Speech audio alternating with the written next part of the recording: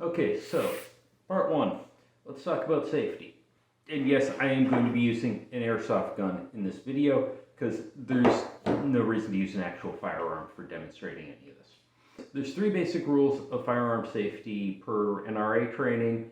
I know there's a lot of different versions of this. I find these three are easy and simple.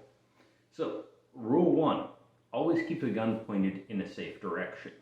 Now, this is basically when you're holding the gun, you don't accidentally, once again, this is an airsoft gun and it's unloaded. You don't want to do something like pointed at your hand because this is not a safe direction. You want to keep the gun pointed in a way where if the gun fires at any point, nobody will die that really shouldn't. You want to avoid, like, I'm holding this gun in my hand. I wouldn't stick my hand in front of this gun if I'm loading it. I'm gonna not do this. You don't want to accidentally point it at your buddy. There's no reason if you're going, I wonder if this is loaded. You don't point it at your face. You always keep this gun pointed in a direction where if the gun goes off, no one gets hurt. And this will frequently mean you do things like, if I need to go from being pointed over there to pointed over there, I will move my feet out of the way, move the gun around like that. Does it look weird? Yes. Does it avoid shooting yourself in the foot? Also potentially, yes. Generally, safe directions are up, or better yet, down. Up has some questions because if you fire a bullet up, gravity happens, it will come down somewhere. But basically, you don't want to accidentally point this gun at anyone else. One thing to be aware of, I see this a lot on shooting ranges. Somebody will be shooting a target, and then when they're done shooting the target, they turn the pistol 90 degrees to look at something on the pistol. This way, I want to check the mag, or the chamber here, see if it's empty, and you'll point the gun 90 degrees, and you're basically pointing it at the guy next to you at the shooting range. So you don't want to do that. You want to be aware at all times where the gun's pointed, and do not point it at anything you do not want to shoot.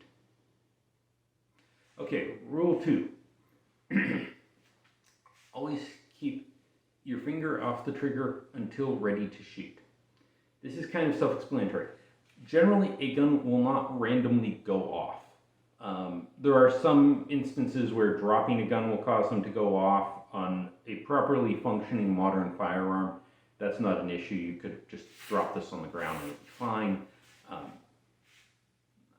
There's a couple manufacturers who've had defects that have allowed them to fire being dropped. Anyways, basically, you do not stick your finger on the trigger.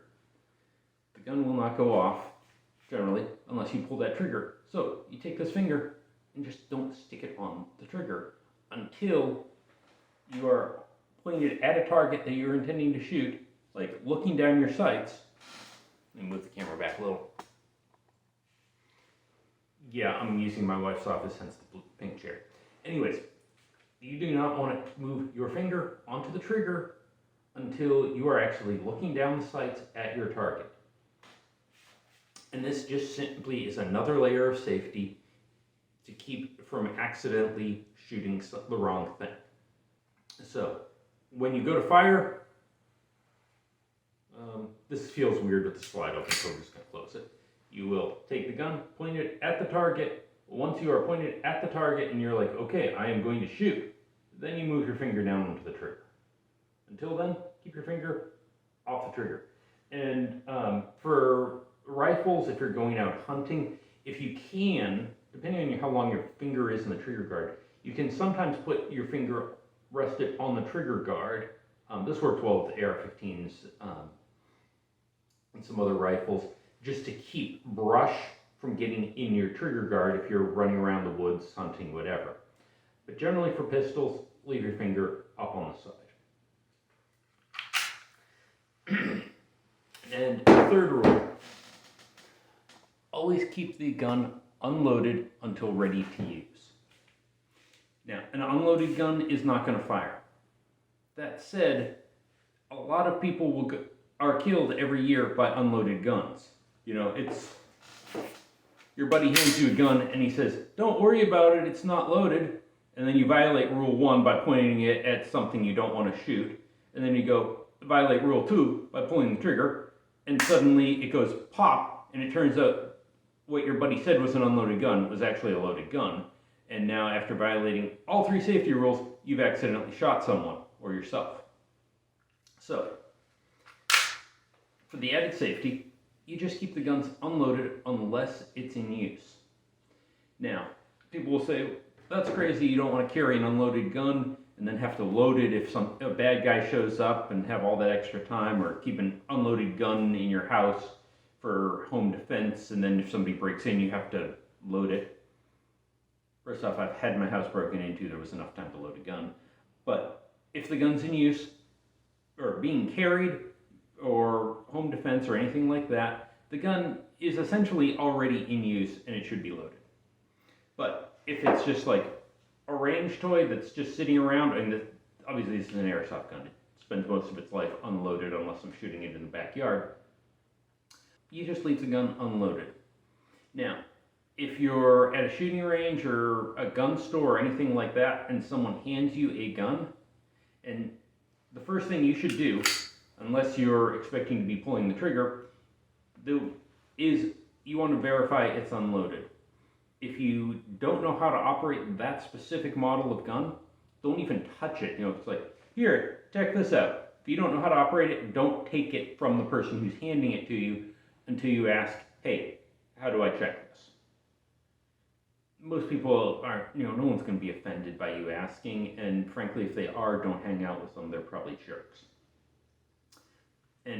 So anyways, if somebody hands you a gun, the first thing you should do is probably make sure it's unloaded, unless you're like about to be shooting it immediately because you're at the range. And for pistols, this consists of pulling the slide back and looking in the chamber, that's the back of the barrel, and making sure there's no ammunition in it. Looking in the magazine well, making sure there's no ammunition in it. We'll talk more about how to manipulate this in the next video, in different parts. But just keep the gun unloaded unless you have the gun in use and it needs to be loaded for that. Okay, quick addendum on this video. If you've got kids, you need to figure out how you are going to be storing your firearms around those children. Do you store it unloaded? Does the child know how to load the gun if they find it? How you're going to deal with this? Frankly, I don't have kids. This isn't a concern for me. But if you've got kids, this is something you need to think through, figure out. Maybe you want to buy a biometric safe or something else. And you may also want to look into training for children. I know that sounds strange, but there's, I think the Eddie Eagle program is a very good training on how to teach children how to deal with a firearm if you screw up and accidentally leave it out. You want your kid not to go, ooh, pretty toy, and accidentally shoot someone or themselves. So think about all of these things. And one thing, I don't have kids, so I haven't gone through the process of figuring out how I would handle that if I had kids. If you do, please figure it out. Keep your kids safe.